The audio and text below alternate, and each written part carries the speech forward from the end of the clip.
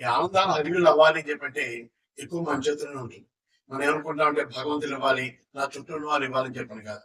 భగవంతుడు మన ఆలోచన ఏదైతున్నాయో మన ఆలోచన బట్టి మన జీవితాన్ని చక్కదిద్దుతాడు. మనలో ఉన్న ఈర్ష, అసూయ, ద్వేషం, కోపం, వ్యక్తుల పట్ల ప్రత్యేకంగా ఒక వ్యక్తి పట్ల ద్వేషాన్ని వదిలేస్తే మనం హ్యాపీగా ఉంటాం. మనుషుల్ని మన్నించడం, తప్పుల్ని మన్నించడం, మనం అలవార్చుకునేది మనం కూడా చాలా బాగుంటాం. ప్రకృతి ఏ రకంగా అయితే ఒక కొత్త కొత్త ఆలోచనలు, కొత్త ఆకుల్ని వేస్తూ వస్తుందో అలా మనం కూడా నాలో ఉన్న చెడు ఆలోచన వదిలేస్తాను. ఈ కొత్త సంవత్సరం నా నిర్ణయం ఏంటంటే ప్రతి వారం ఒక కొత్త పుస్తకం చదువుతాను. ప్రతి వారం ఏదో ఒక మంచి పని చేస్తాను. నా చేతనైన సాయం ఒక తప్పుడు, ఒక తువ్వాలో, ఒక సబ్బు ఎవరో ఒకరికి పేదవారికి కొనిస్తాను.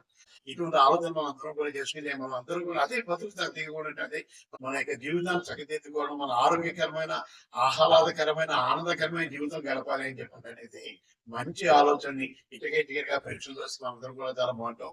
ఆ రకంగా ఉండాలి.